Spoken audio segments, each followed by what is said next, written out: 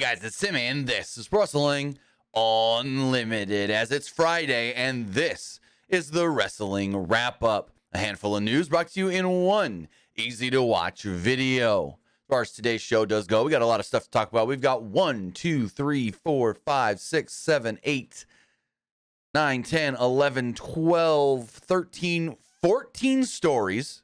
Some of them are quick hits. One possible spoiler for tonight's SmackDown that we'll get to at the end of the show, and so forth. We're talking about CM Punk and what's going on with his impending return to AEW, some injuries and contract news in AEW. An Impact Wrestling Championship was vacated on the show last night.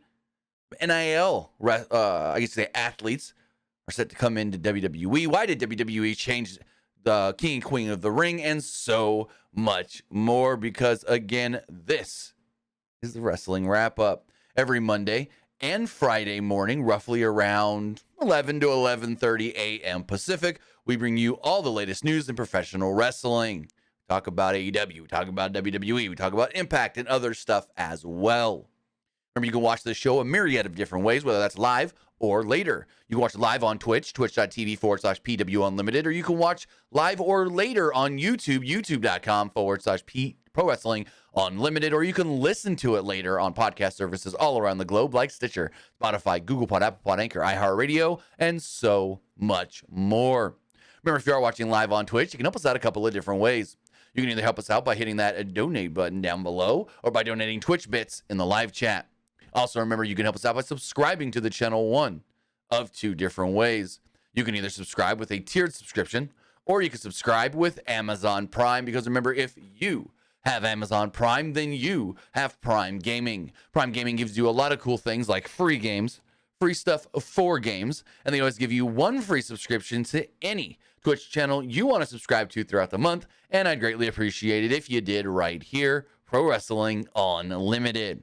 Also, remember, you can be a supporter over on YouTube by becoming a channel member. As a channel member, you get early access to news, early access podcast episodes, early access to non-news videos, and so much more.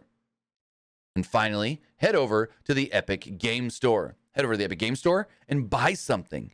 Whether you're buying the brand new Star Wars Jedi Survivor that comes out on the 28th, whether you're getting Dead Island 2, Crime Boss Rock A City, or more, use this code right here, PW Unlimited, for all new purchases, old purchases, free games like Murata and a Second Extinction that are free right now. Or if you're trying to get in and get bucks for Rocket League, Fortnite, and Fall Guys, again, use code PWUNLIMITED, code PW Unlimited at checkout for all Epic Games and Epic Game Store purchases. Again, even if you're claiming the free games, I don't know how that works, but even if you're claiming the free games, we get support from that. And right now, the free games are Mordua. It looks like a medieval game. And then they also have a Second Extinction is a free game as well right now. I think that game is currently in early access. I could be wrong on that. But with that, guys, we got a lot to talk about. Give me one quick second. Okay, that's nothing. We got a lot to talk about today, and we're going to kick it off by talking about one Phil Brooks, or as you better know him as, CM Punk. So there's been one big news story about CM Punk, it seems like, every single week. And there's been a couple of different news stories now this week about CM Punk, but one of the bigger ones does come from Fightful, as we're going to read up their write-up right here. Fightful states, CM Punk expressed his willingness to return to AEW, and it seems like the pieces are being put into place for it to happen. We will preface and follow that there's a disclaimer that nothing is set in stone and things can change, as this is an often tumultuous situation. Fightful has been getting hints after April 12th's report that Punk wanted to come back to AEW, and the wheels are already in motion. We were told shortly before the announcement of Chicago at the Wintrust Arena that the June 21 episode of Dynamite would be interesting and a date to look out for. What we've learned since is that as of April 13th, the working plan has been for CM Punk to return at that show, or at the very least around it. There were also pitches of announcing it well ahead of time even around the Warner upfronts, which are May 17th, which I want to say is next Monday. Yes, next Monday. Those that we've spoken to confirm that Punk has been hoping to work with Kenny Omega and the Young Bucks, but we've heard of no contact between the two sides. The last we've heard, the Elite were not keen on the possibility of working with him. AEW sources indicated that Punk has been trying to push for a meeting between everyone for quite a while, but we haven't heard if any progress had been made. It's worth noting that the Young Bucks and Kenny Omega are in the middle of negotiating new contracts with AEW. We are told that there was also a meeting planned between CM Punk and Chris Jericho, who have had numerous issues in the past, to see if the two working together is a possibility.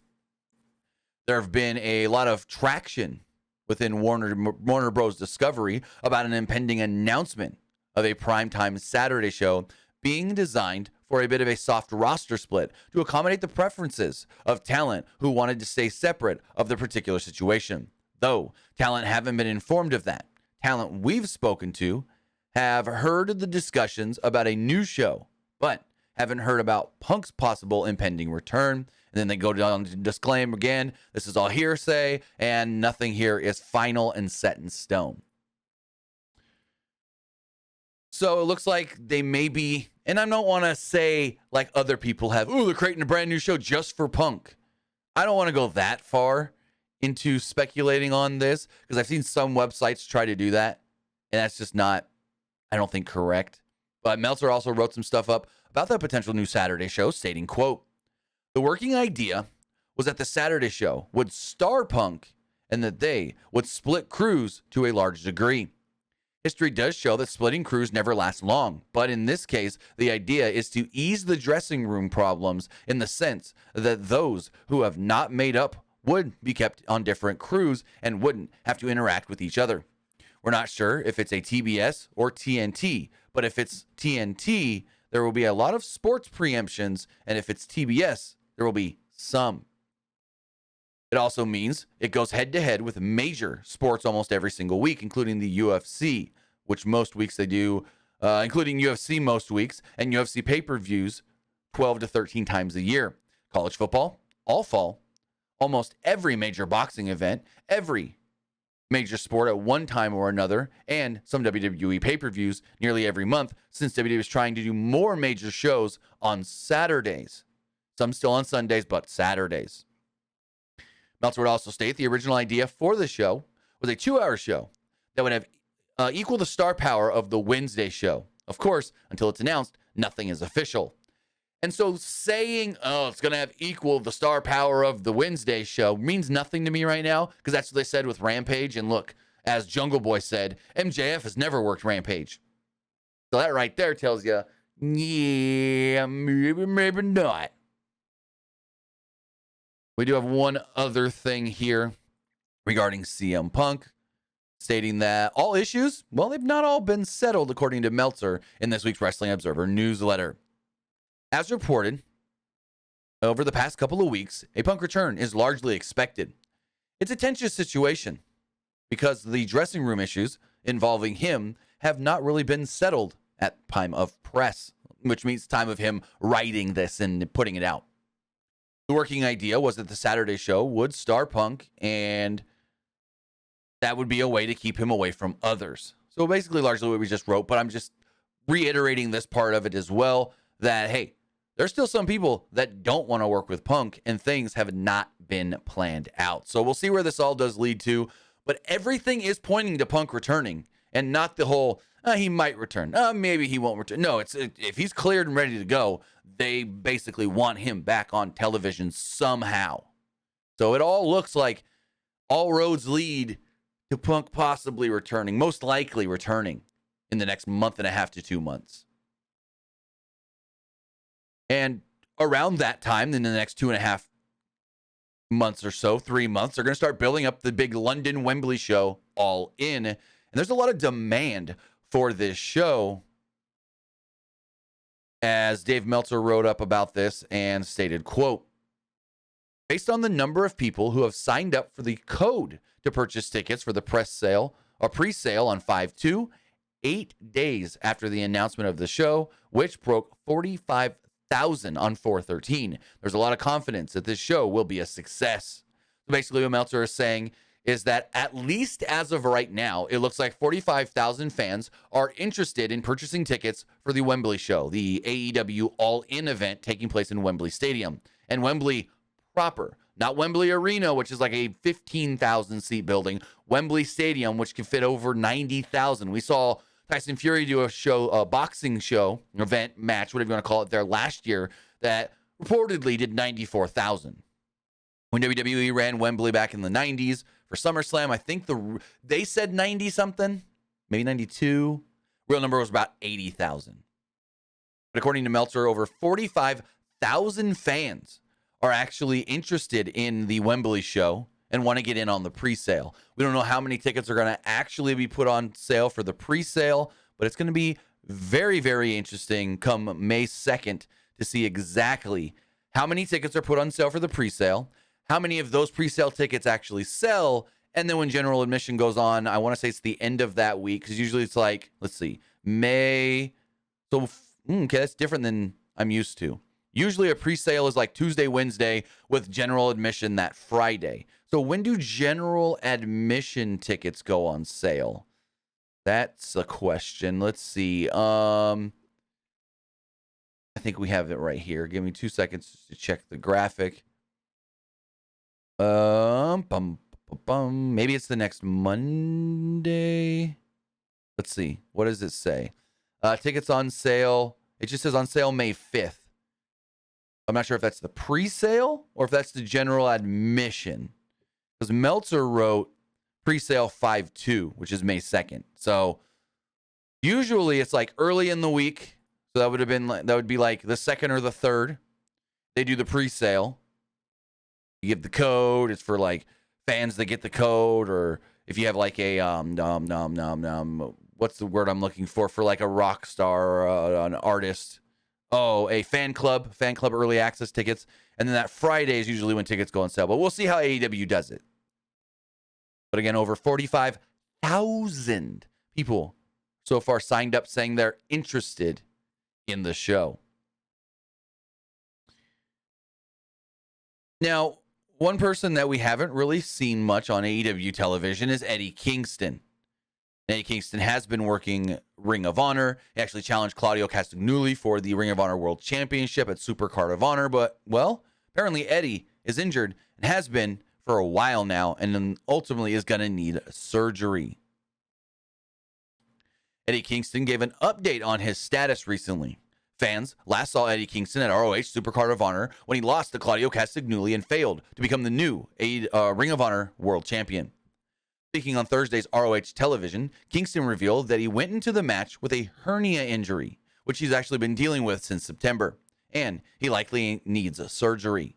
It is unknown exactly how long this will keep him out of action and when he will actually undergo surgery. So that really stinks for Eddie Kingston, that he's going to have to undergo surgery, and has been working with this injury. And now it makes a little sense why we've seen, I guess you could say, so little of Eddie Kingston for the last couple of months. Let's see. Let's look up Eddie Kingston's cage match and see how many matches he has actually been working since September. So since September, he has worked actually quite a few matches. Holy crap, a lot. So he's been working since September with this injury. So say maybe he got it in the Sammy Guevara match or the Zicky Dice match or whatever, but he's worked almost 30 matches hurt. Almost 30 matches with this injury. Holy crap. That's crazy. Gotta work through the pain sometimes. And as we've learned, Tony Khan doesn't care if his wrestlers are hurt, as he told CM Punk, if you're not fully cleared, we'll still make the match happen. So, but hopefully Eddie Kingston is not going to be out too long. Recovery from a hernia surgery usually is 2 to 3 weeks. Sometimes could be upwards of 6 weeks. But normally, to get back to yourself, 2 weeks. In some cases, upwards of... So, okay, here it goes. Return to normal activity within 2 weeks. heavy lifting and strenuous activity, 4 to 6 weeks.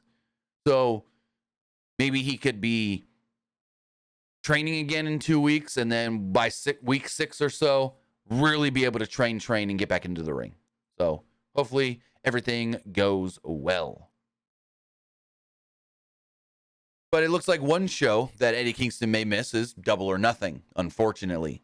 And with that, we have a couple matches that are basically a lock for that Double or Nothing pay-per-view. The first one would see, and Dave Meltzer did confirm this match is set for Double or Nothing, Keith Lee versus Swerve Strickland.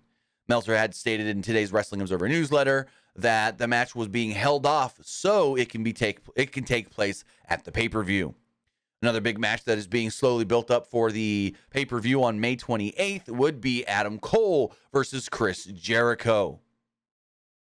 We've seen the subtle teases over the last couple of weeks.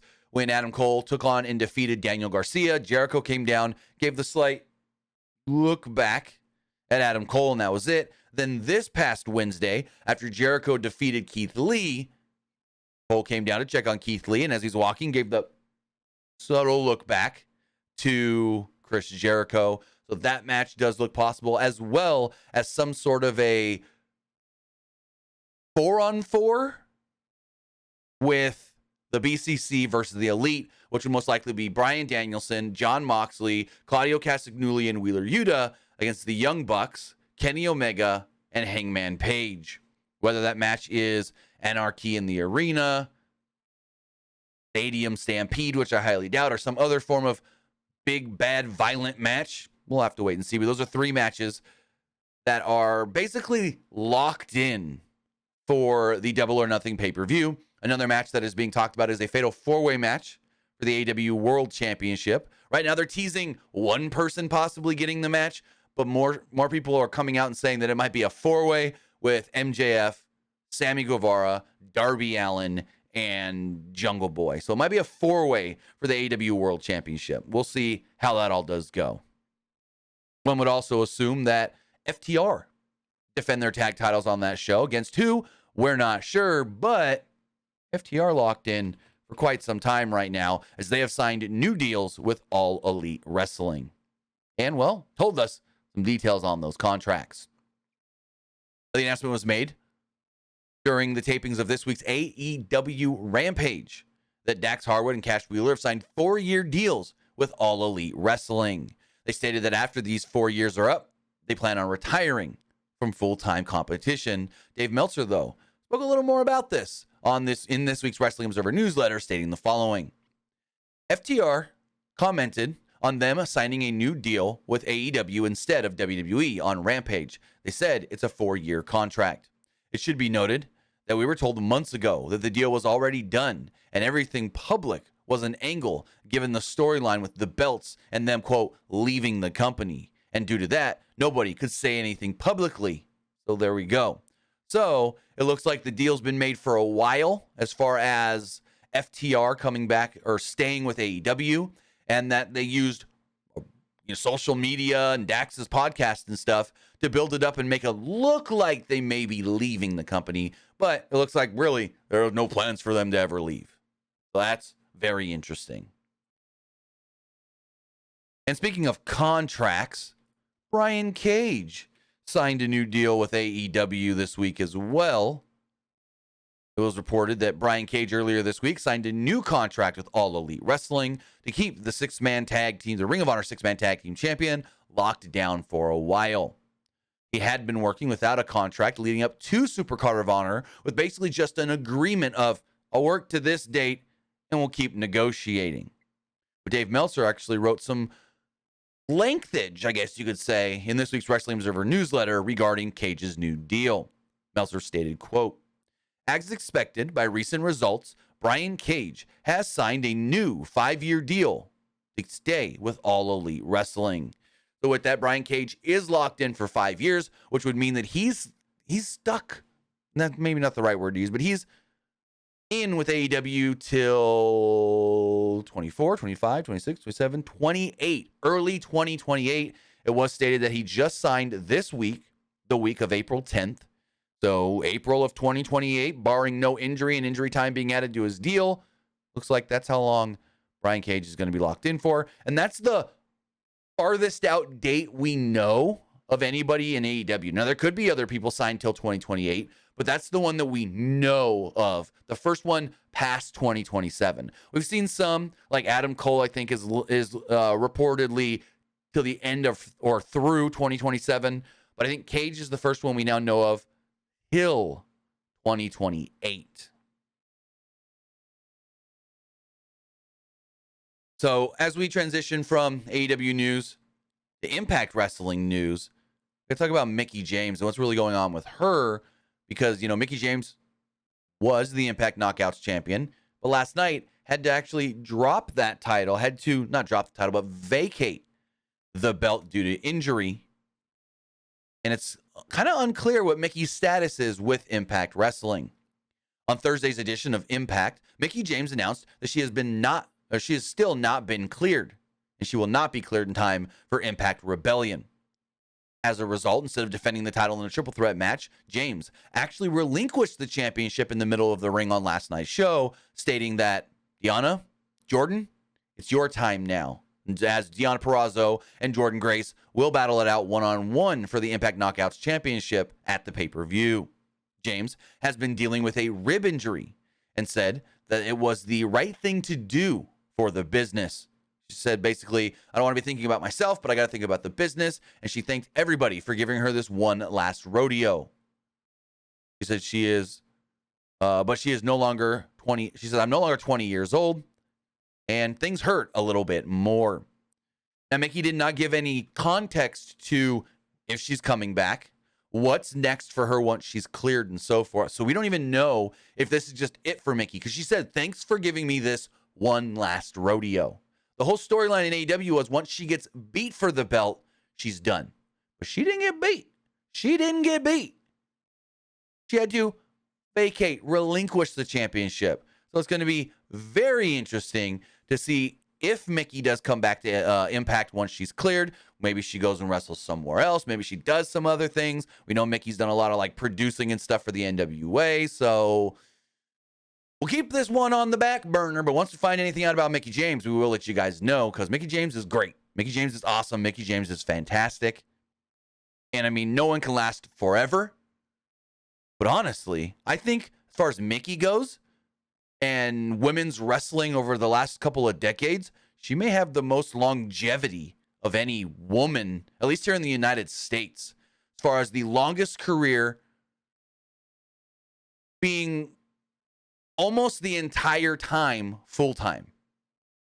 Yeah, she's dialed it down over the last year or two, but from 2004 till 2020, Mickie was just rolling, raging, full-time. Let's see, Mickie James.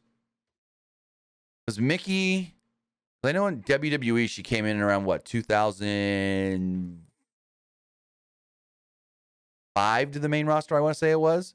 I mean, she started in 99, 2000, did a small stint in TNA in 2002 or 2003, and then went to WWE, went to OVW, trained there, and then was brought to the main roster. But really since 2000, she's been full-time. Yeah, again, she slowed it down over the last couple of years, but Mickie's got a good 20-plus year career, to be completely honest, which is awesome to see. And not as you see a lot of guys do 20-year careers, but you don't see too many women with full 20-year careers. And I mean full because they wrestle majority, if not more, of that 20 years full time. So awesome to see. And if she retires after this, she's deserved it. Fully.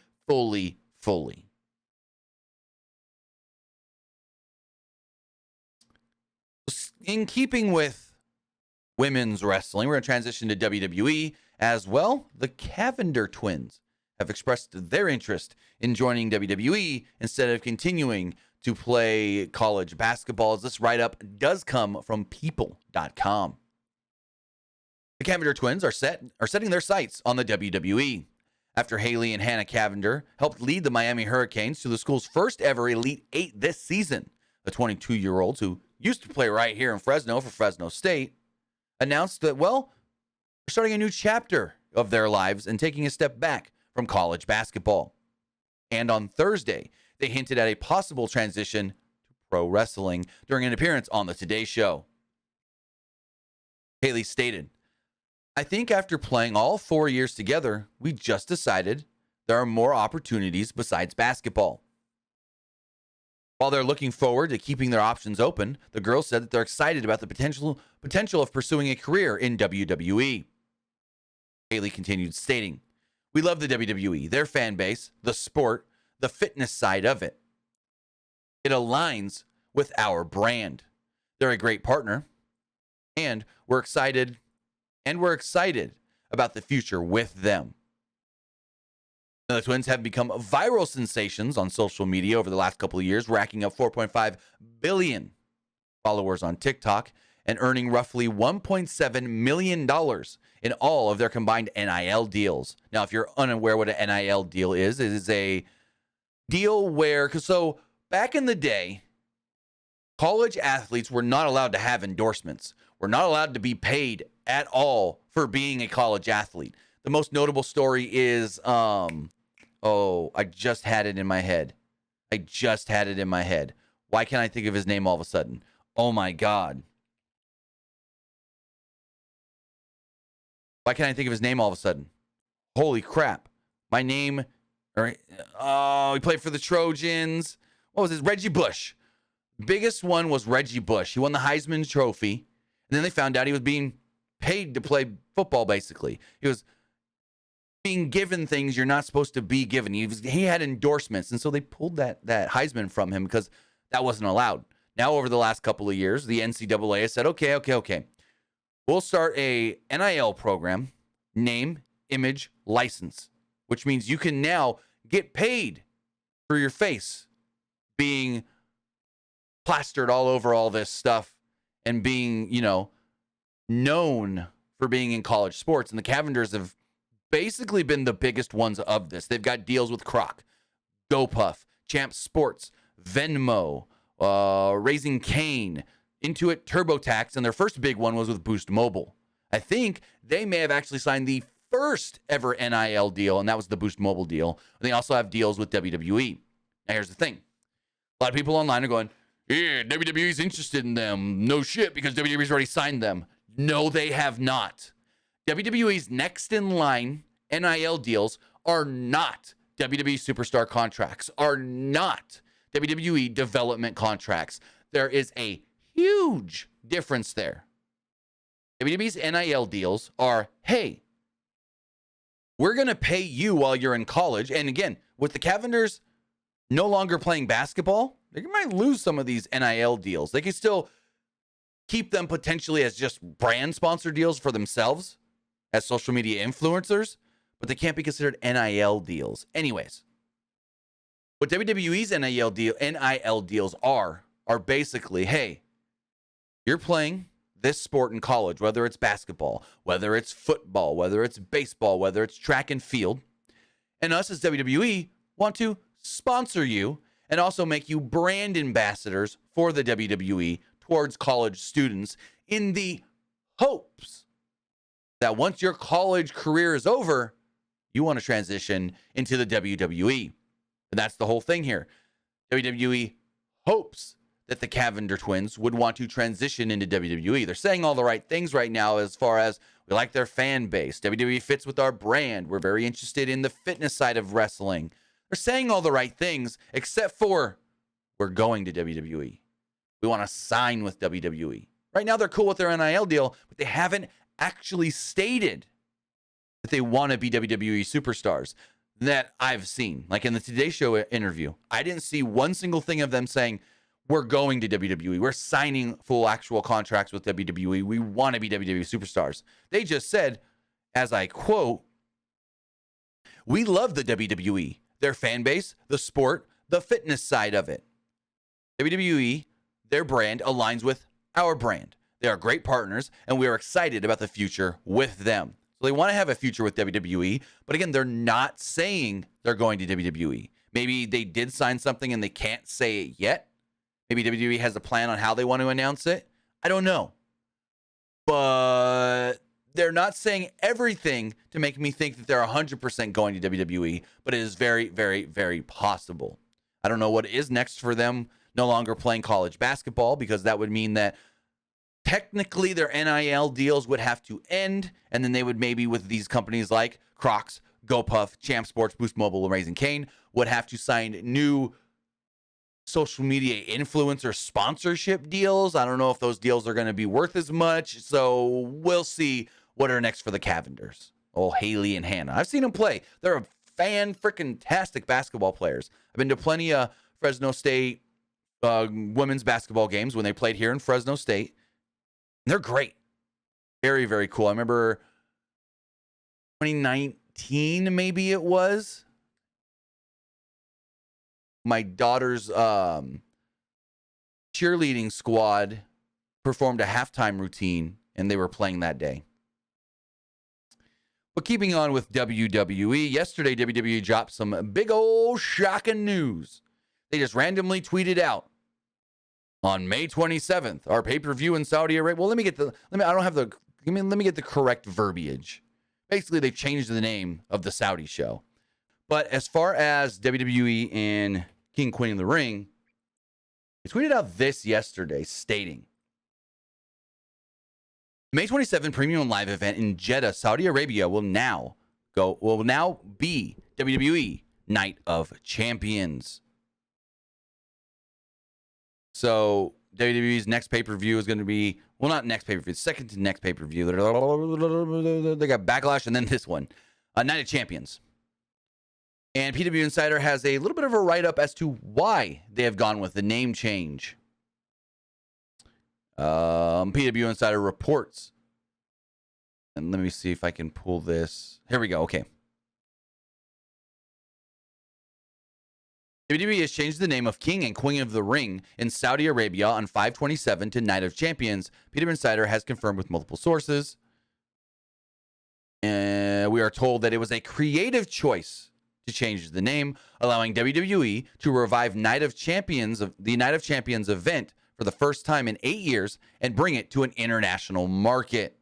Now, that can be taken a couple of different ways, as maybe they want this to be just an international title from going forward, like a show name that's only used for Saudi shows or Puerto Rico shows or Australia shows. So we'll see how that all does work out, but this was a creative change done to bring the name to an international market. And speaking of some other changes,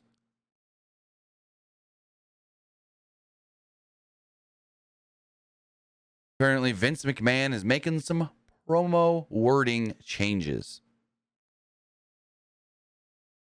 Dave Meltzer did write in the latest Wrestling Observer newsletter, quote, McMahon is the one in charge of the company, so what he wants is what will happen. But at first, for now, the creative team is going to mostly be in charge. But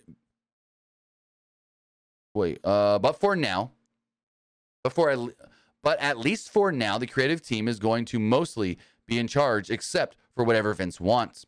Time will tell how deep that will be, but when it comes to the top of the card stuff, ultimately, they are doing what he wants. But we do know of some minor things on the show, including promo wording, that were changed this week. So influence is there.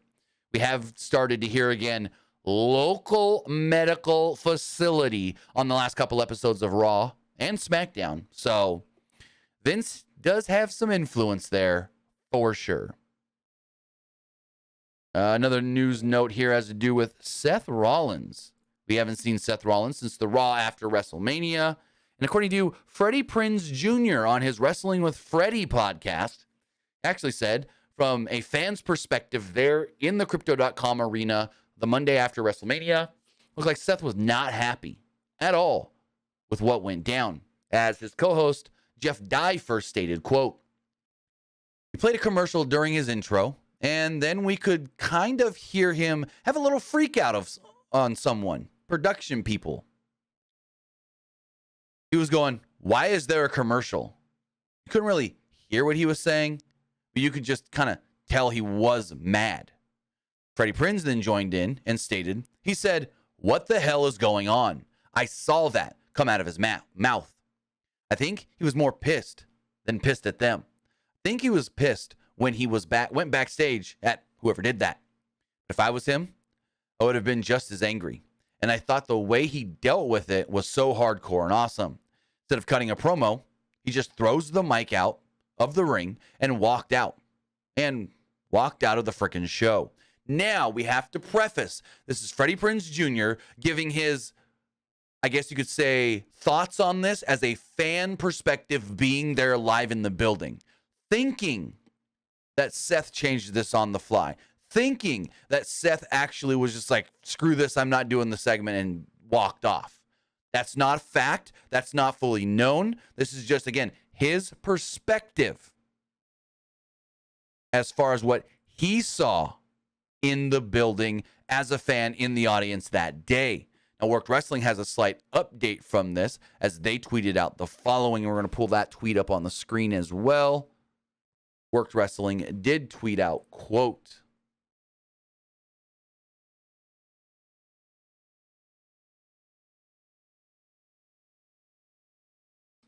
"Squashing any rumors, Rollins currently has no plans to leave WWE. One of the driving points is the amount of time he gets to spend with his family while on the road, and he isn't looking to change that." There we go. It doesn't look like any of this is going to lead to Seth leaving the company. And again, take the Freddie Prinze thing with a grain of salt, because that's not him having direct knowledge, but just what he and his co-host Jeff Dye think happened while they were there live in the crowd. Now, one thing that seems like it's not happening anytime soon is the big proposed Gunther Brock Lesnar match that some said may have been planned for SummerSlam, as it doesn't look like that's the case. In the latest edition of the Wrestling Observer newsletter, Dave Meltzer reported that Lesnar vs. Gunther isn't being planned for SummerSlam, or anytime soon, actually. As Meltzer wrote, "Right now, there are no plans for Lesnar vs. Gunther at SummerSlam or Lesnar vs. Gunther anytime soon.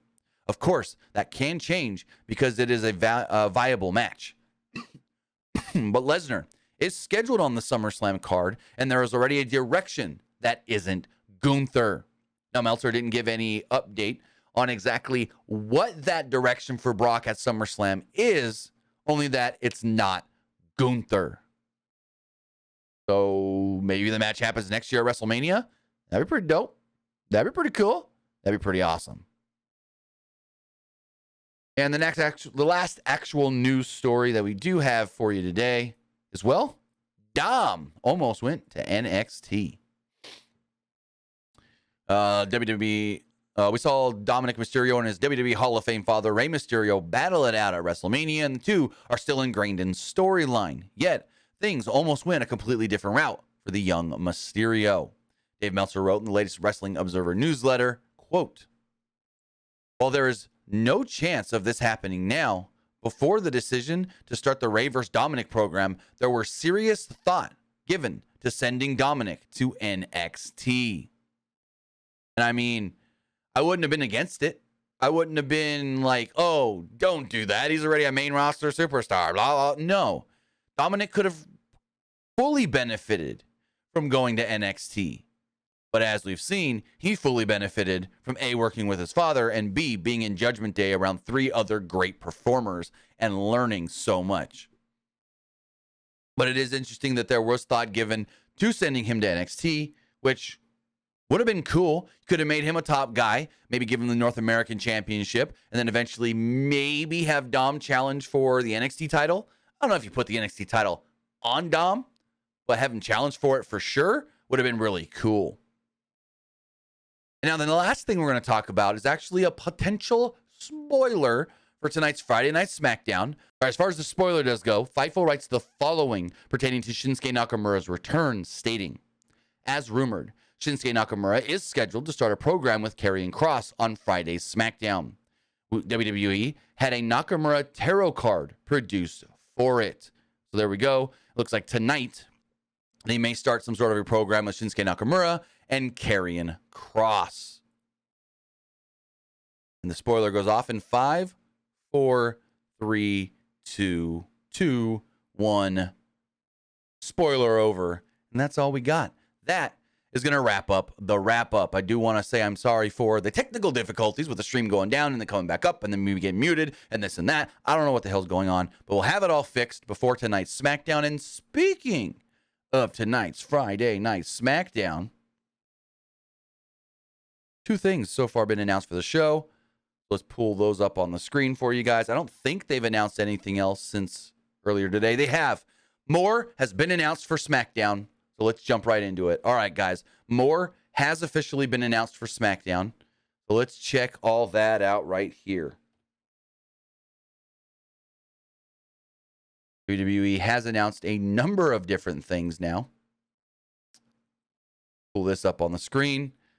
So originally, all that was announced was Shinsuke Nakamura's return and Xavier Woods versus LA Knight.